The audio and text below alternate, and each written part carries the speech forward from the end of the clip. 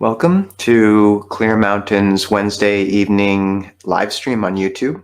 Today we have one of our usual conversations, which we have maybe once or twice a month. And the subject of today's is finding Chan in Theravada, which is Chan is the Chinese root and version of Zen. That's a gross simplification, but Ajahn Kovilo is going to help enlighten us a bit about what its actual implications and details are a bit. Currently, Ajahn Kovilo is at City of 10,000 Buddhas or nearby at a Buddhist university there, and so has particular insight into this tradition. So we thought today would be a good chance to talk about some of the resonances and insights he's gained from being so near or seen from being so near to the tradition. So Ajahn Kovilo, what would you like to begin? I think a nice place to start would just be actually a short meditation. We can just sit for maybe 3 to 5 minutes, and I'll basically be reading a 4-line summary of the Four Noble Truths by Ajahn, who's a Thai forest meditation master in the 20th century, who was actually quite influenced by Mahayana teachings, which we can talk more about. But yeah, we can just sit and center the mind and try to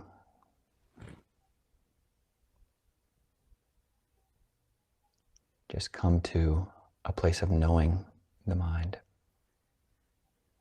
Ajahn first teaching on the second noble truth is that the mind sent outside is the origin of suffering. The mind sent outside is the origin of suffering.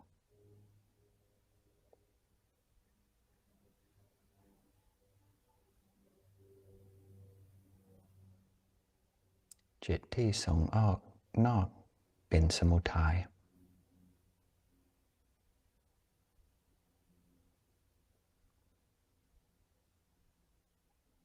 The result of the mind sent outside is suffering.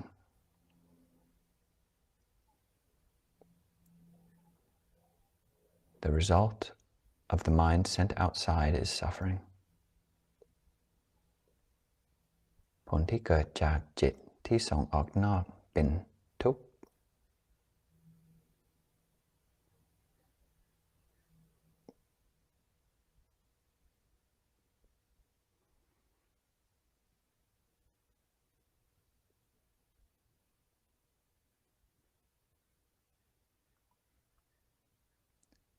The mind, seeing the mind, is the path.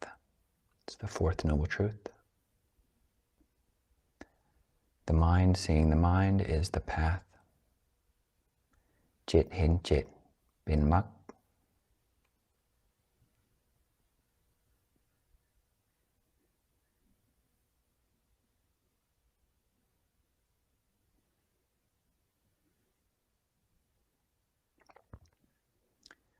And the result of the mind seeing the mind is the cessation of suffering.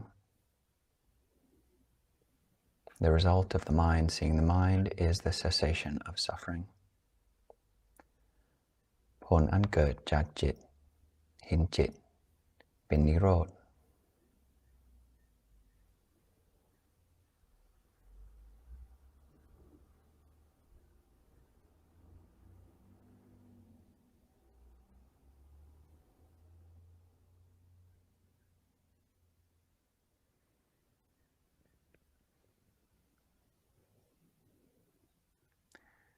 And from that, if anyone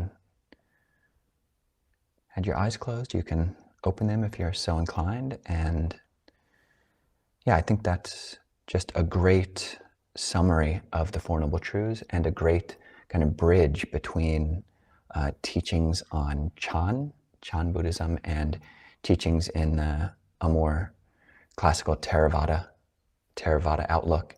And the shift from having eyes closed to having eyes open is also a good metaphor for this bridge between these two seemingly different, or at least differently named systems. So yeah, that's a bit of an introduction. So Ajahn, if I can begin to ask you a few questions, why is, like, this is a subject which I'm really not well versed on. And so how would you broadly define Chan, and why, what's your encounter with it been over this past year? And why was Ajahn Dun's teaching uh, resonant with Chan? Well, so I've had contact with the City of 10,000 Buddhas, which is a Mahayana Buddhist monastery in Ukiah, California, since before I ordained even. And the Venerable Master Shunhua, who's the original abbot, the first abbot, he was kind of a lineage holder in the Chan tradition. So he was very much taught his students this way of practice. And yeah, Chan itself is a broad, a very broad umbrella term actually for many different practices. It's not very easy to define what Chan is, other than well,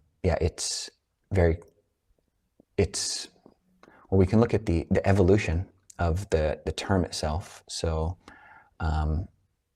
the term, which many people tuning into this channel, people who are familiar with Pali texts will be familiar with, is jhana, or the Sanskrit dhyana.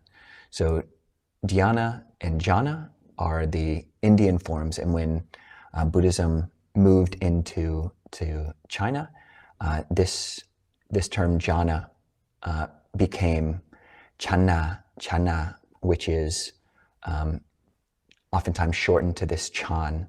So in a way similar to how in modern translations of the Pali Canon, you translate jhana as meditation, that's oftentimes in the Chan school, Chan does not necessarily equate one-to-one with jhanas, with the 4 jhanas as we talk about them in Theravada Buddhism, but is more a method of or is more a system of meditation, a way of meditation, which gives most importance to mind knowing mind.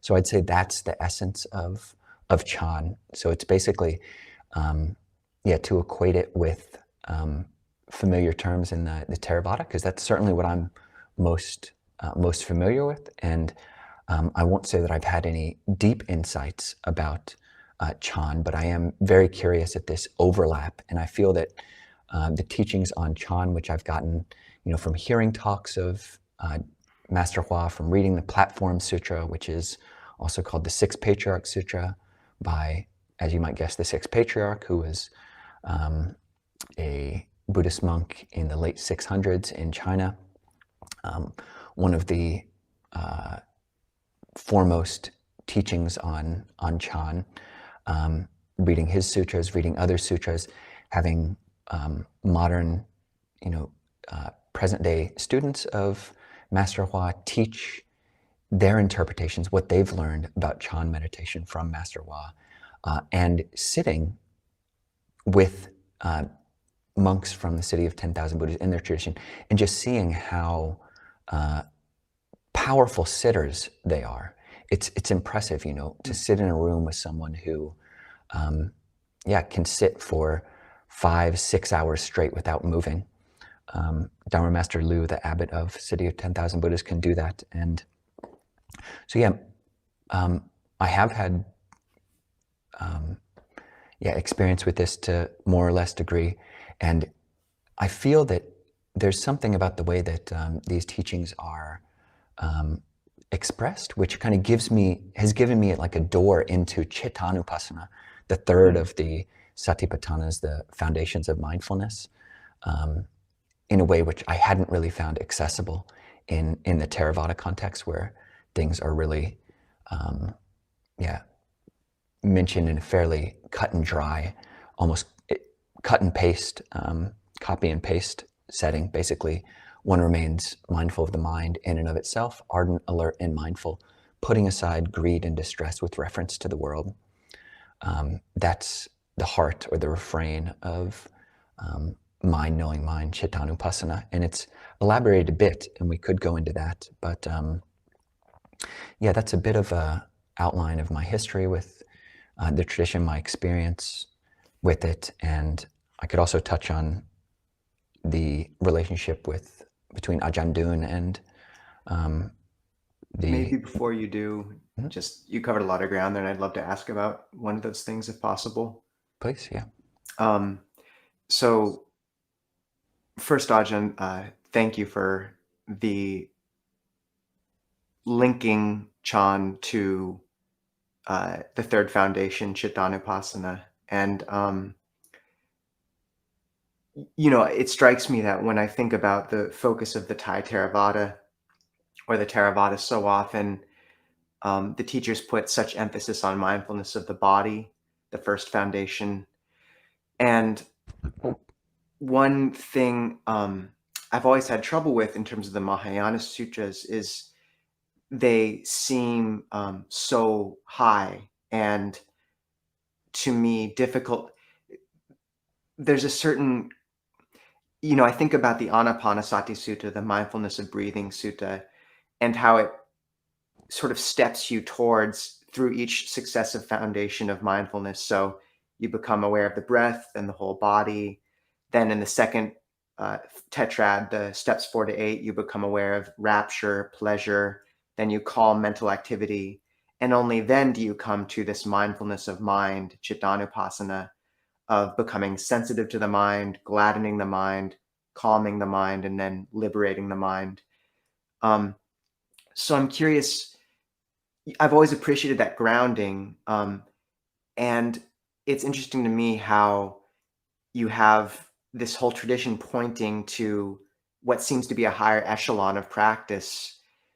Do you feel like people are able to make that jump? Or one interesting thing I've heard is in China, there's Pure Land practice, which focuses very heavily on mantra.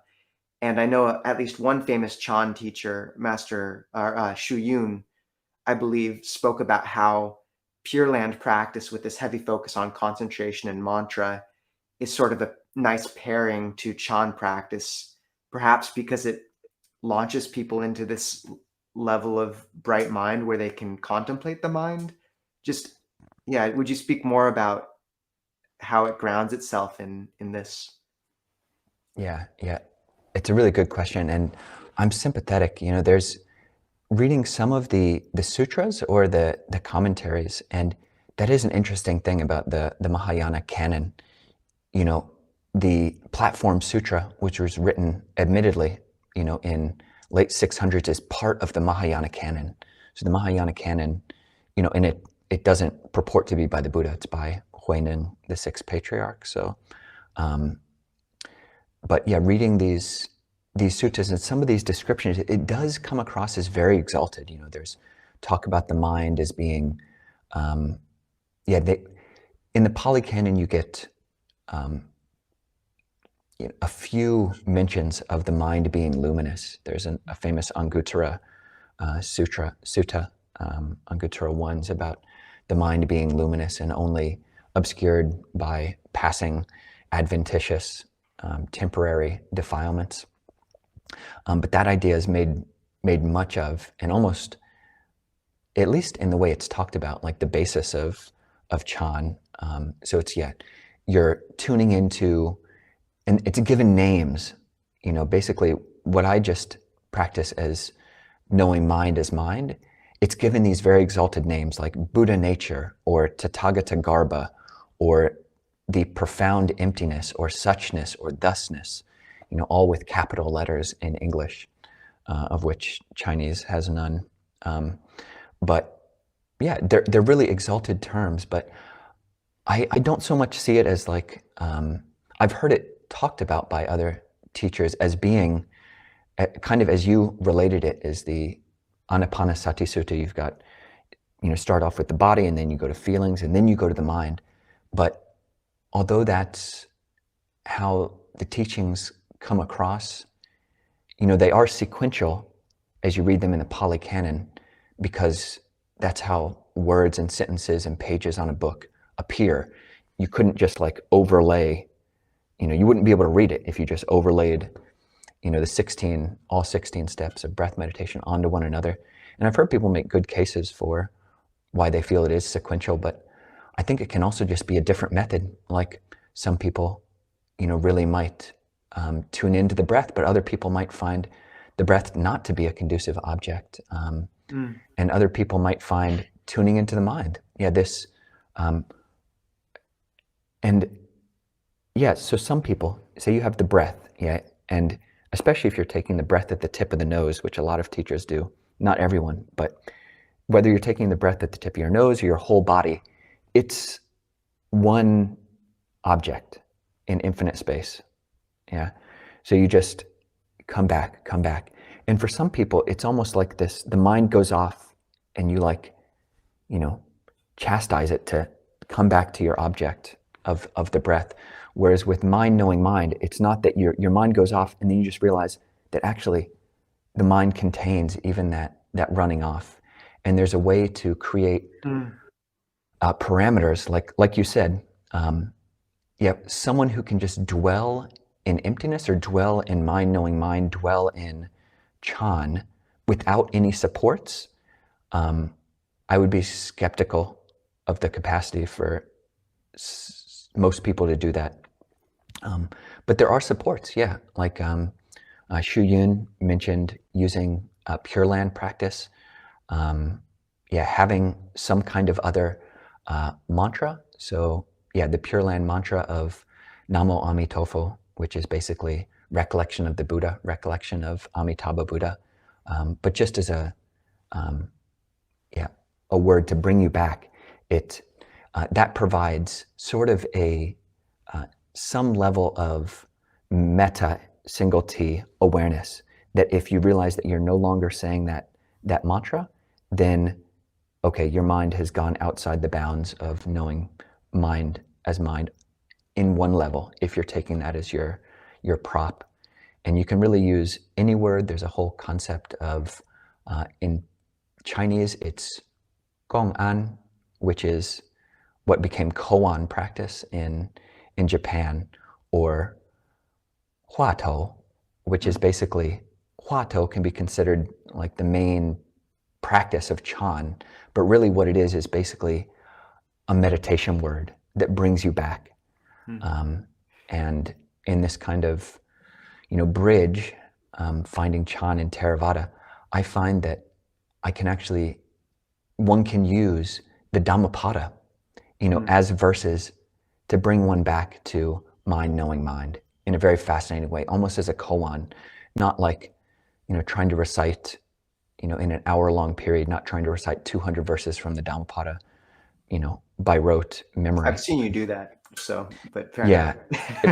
And that can be painful, actually. But like when you do it in a meditative way, one verse can take you an hour. One line could take you an hour. So I think they have a strong practice of that in the Christian tradition called Lectio Divina as well. And there's a level of recitation called unitive, where it feels like you're making up the words as you say them. What I'm struck by here, Ajahn, is first, I remember one person asking Ajahn Chah, I think it was George Sharp, why they use the meditation word Buddho, which means awake. And Longpo Chah's response was Namo Vijnana Dhatu, which means homage to the element of knowing. And another thing that's come to mind as you speak is I've heard, I believe, the different qualities of manas, or intellect, compared, in Buddhism, we have this term manas, which is sort of the intellectual side of the mind that gives attention to things, perceives things. And then we have chitta, which is more the subjective quality, or element that tastes experience. And I've heard manas compared to the fingers and chitta to the palm. And usually manas is sort of grabbing objects and pressing them into the palm to taste. So we look at something, give attention to it like a meditation word, and then press it into the chitta. But then I've heard samadhi or deep concentration is when the object fades and all the fingers are held by attention into the palm as one unified entity of mind. Hmm. So it strikes me as speaking a bit to what you're talking about, and also to the difficulty of, like, perhaps to really touch these deep states of mind knowing mind without it just being fading into sort of this nebulous meditation. Perhaps you Maybe. do need a level of concentration as well. I don't know where I'm going with that, Ajahn. Please. Yeah, I mean, it's interesting, mind knowing mind in one moment, if you actually do it, if you actually know the mind, it's not like a super deep thing. It's not a super exalted thing. It's fairly surface. You just shift your perspective,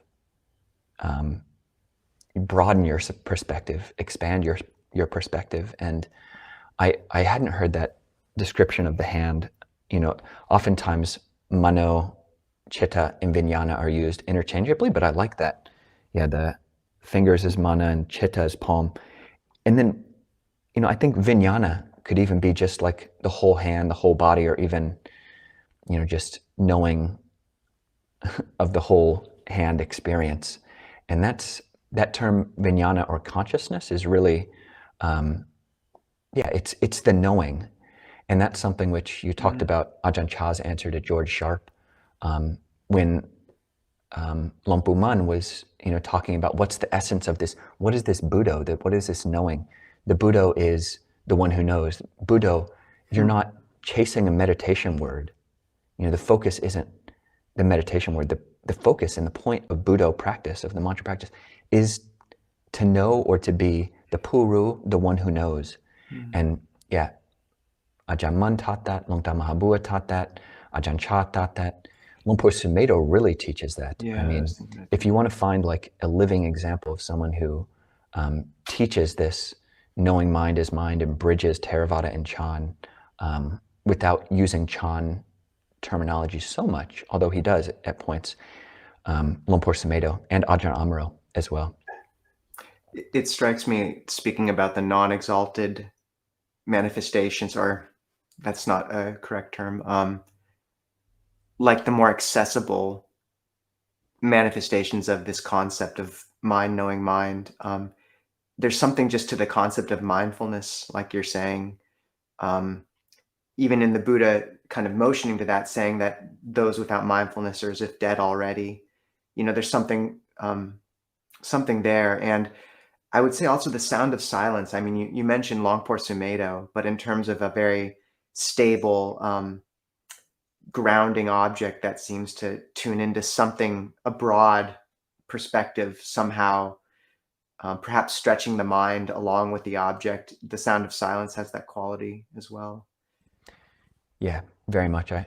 That's my experience as well. And I think you're totally right about, even though we say mind knowing mind is not this super deep, one can do it.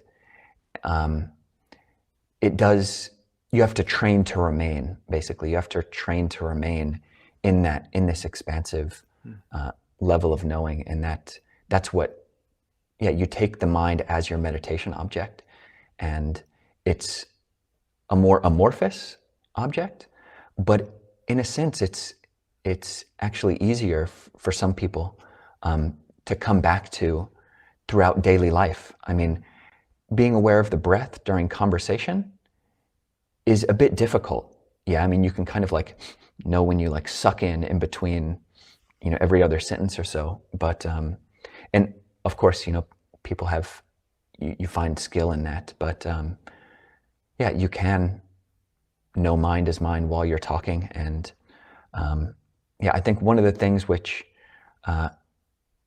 the readings that I've done on Chan and the meditators I've met who talk about Chan is just the simplicity of it. Basically, it's not this exalted thing. It's mind knowing mind. Just being with the simple mind and resting in that. And there's a light of consciousness. There's a light of awareness which you can tune into and make much of, and it gives reward. So, Ajahn, on the note of the more, the brighter aspects of this, or the more advanced levels of mind knowing mind, there's a question. In Mahayana, and specifically Chan, is jhana meditation practiced? Well, in Mahayana texts, there are the agamas, which are basically very, very similar to the Pali Tipitaka Suttas. And the agama text, mention jhana as much as the Theravada texts do. That said, the Mahayana canon is vast. It's, I don't know how many times bigger, but I would guess at least 2 or 3 times bigger than if not more times bigger than the Pali Canon. And not every school emphasizes every section of the canon. So Chan Buddhists typically don't actually make a lot out of the agamas in my experience. So and you will find Chan teachers, and especially, I didn't mention the evolution of Chan. When it goes to Japan, it becomes Zen. You definitely have Zen teachers as well as Chan teachers who say, don't practice jhanas. Basically, Chan is just knowing right here. So it's not about getting anything special. It's not about practicing the jhanas.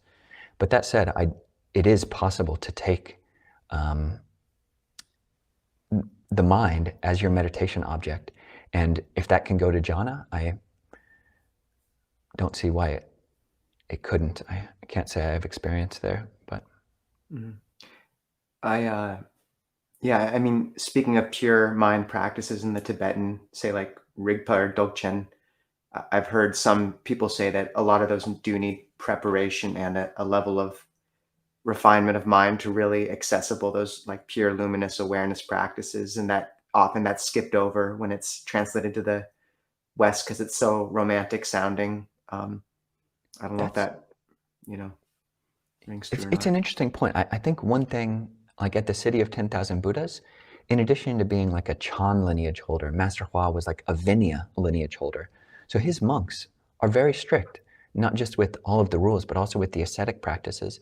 And that bleeds over and into his teaching on to the lay people. They're very strict about the precepts. So there are, schools of, different people who take these teachings of mind knowing mind and really overlook ethics, and that can be quite problematic. But I don't think it's that. Just I've met people in this at the university, like teachers or even fellow students who, this is like their Dhamma, just knowing mind is mind, and it's not like they had to do 100,000 prostrations to be able to shift into this perspective. So I think it really is just an individual matter, and it works for some and maybe doesn't work for others all the time. Thank you, Ajahn. In Theravada, is there similar practices like koans in Chan or Zen? For example, what is this? Who am I? And did the Buddha use and teach this kind of questioning approach? Nisabho, do you want to? Yeah, let me think about that.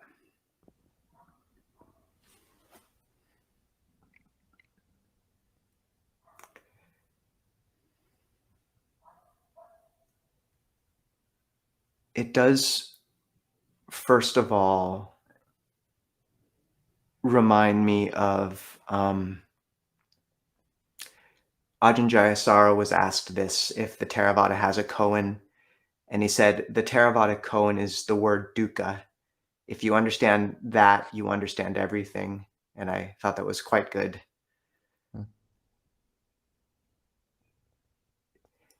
And there are 2 terms um,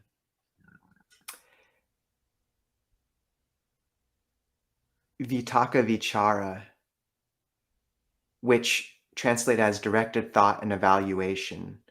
So it's kind of applying a thought or a perception and then evaluating it or listening to its effect.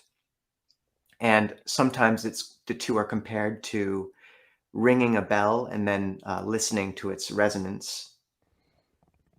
And I find that, these are factors present in the first jhana and in early stages of concentration.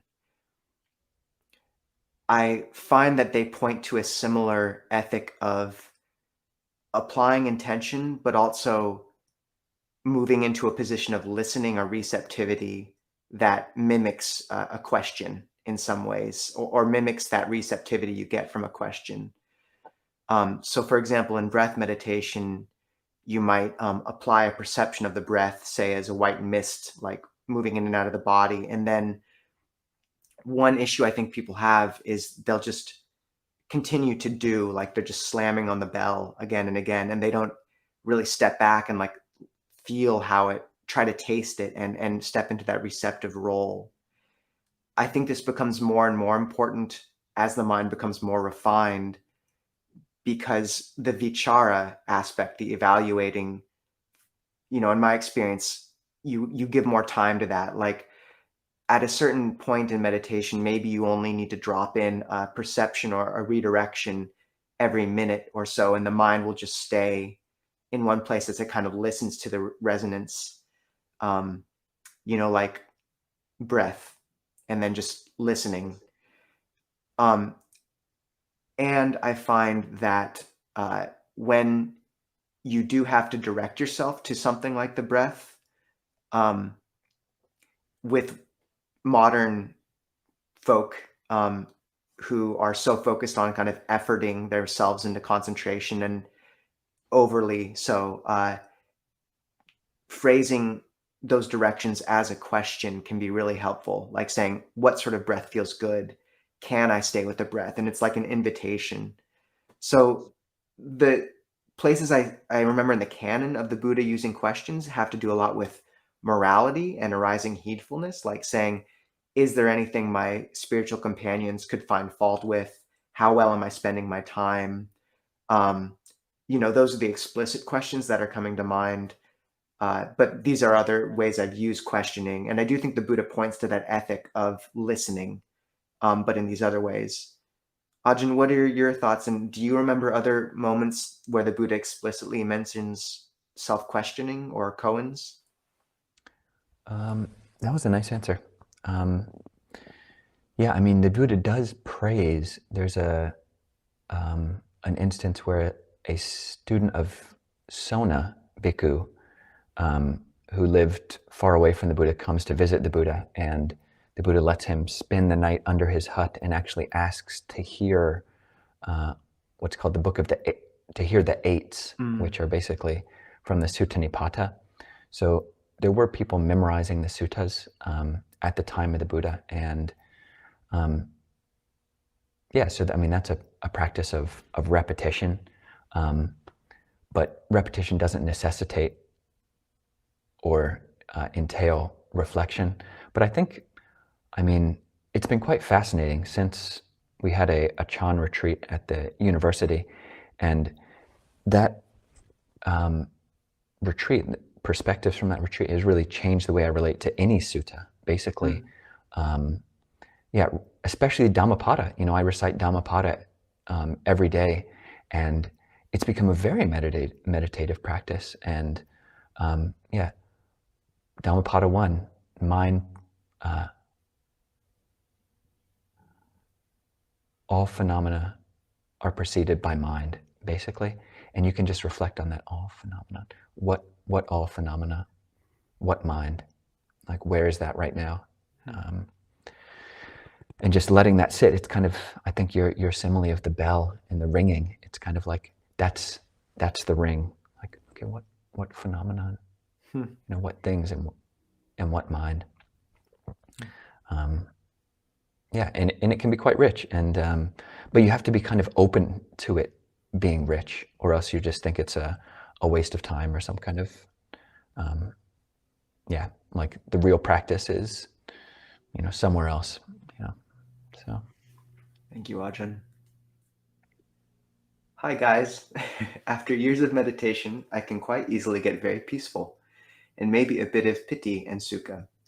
Yet for the half an hour more or less prior to my mind getting very still, peaceful, and happy, I am aware that I feel very bored. Bored. And I can't find the follow. Oh, yeah, I think that's the question. There's a J dot dot dot, but I don't know where it continues. So we're just going to assume that's the whole of it. Oh, it continues. It just doesn't display all. Bored. Bored just by the endless and churning of thoughts, etc. There doesn't seem to be any way around it, and I'm accepting of this sense of boredom. Yet, do you have any tips to perhaps stir my enthusiasm a bit more? Do you want to take that, Venerable? Sure, I'll start. Well, why don't you start, Ajahn? I'll tag on to you. I mean, it really is true that boredom is the absence of interest.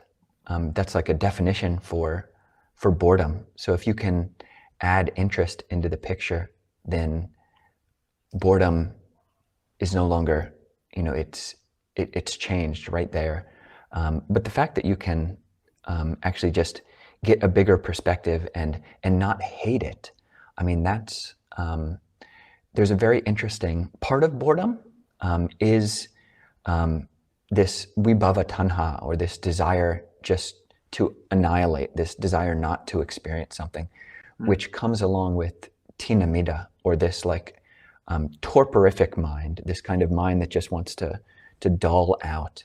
And there's a very interesting sutta, or a couple, one where the Buddha is talking to his son, and he says, one of the causes for tinamitta, or this dullness of mind, is arati, which is displeasure.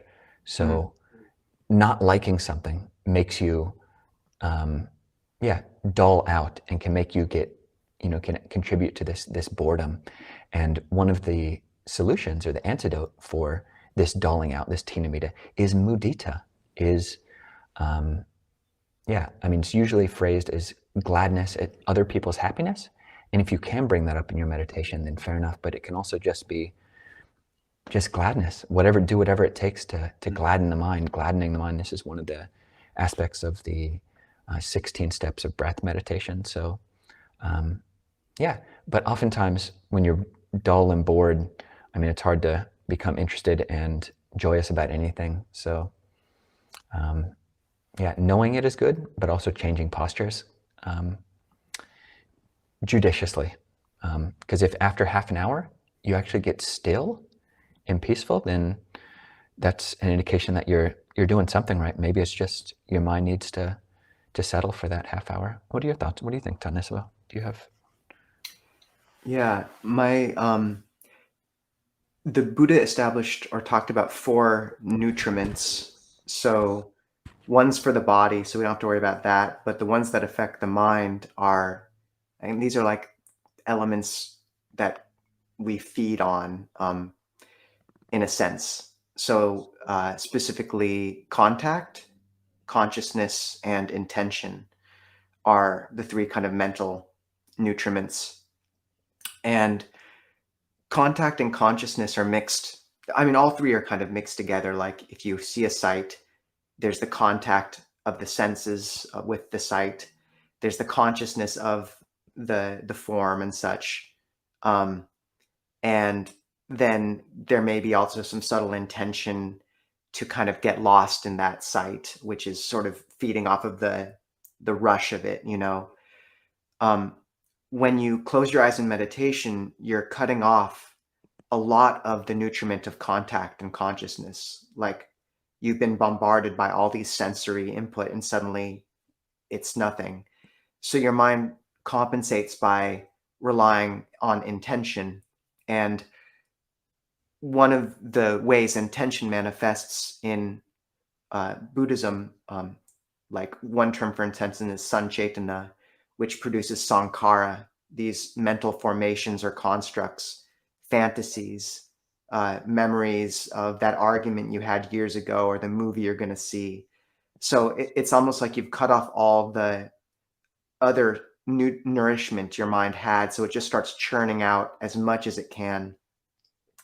But it's pretty it's not very filling food. Most of it it's just these old dried up fantasies, like the Buddha compares certain sense desires and following on them like a dog gnawing on a blood smeared bone, getting no nourishment. All to say that if there's that sense of boredom and just, you know, rote going through this or that, it can be really good to try to begin to nourish your mind with interest and with a more robust meditation object too. So one thing you can do is try to bring in a really a wider or more active or bright meditation object, which kind of brings back in this element of like feeding off of consciousness and contact. So say you get a glow of metta going in the heart with some, powerful visualization of a friend, a puppy, um, anything. Then once that warm glow gets going, there's a sense of being genuinely interested and fed by it. And the mind doesn't need to kind of rely on this blood smeared bone anymore of the old thoughts. Another thing you can do is go really narrow. So like really become interested in what's happening at the tip of the nose. Like what does that flush of the inhale feel like that sort of sunrise of the inhale? Can you track every moment of coolness in the breath like you're looking at a parade come in and out? Can you keep your mind continuous through the break between the inhale and exhale? Just become really interested in what's there. And I usually find to maintain an interest and not be bored, often I have to kind of put my foot on one broad meditation object, like metta, a wide field of the body, the sound of silence, or brightness. And at the same time, have sort of an anchoring in a much narrower conception of the breath, like centered at the tip of the nose. And just kind of holding both in mind at the same time. That's actually how the Anapanasati Sutta, the mindfulness of breathing sutta, operates a lot. Is you're moving through all these contemplations and becoming sensitive to rapture and pleasure, but at each step there's this refrain: breathing in, breathing out, breathing in, breathing out, like you're always anchored in the breath. So yeah, I just find trying to bring in other sources of nourishment and interest.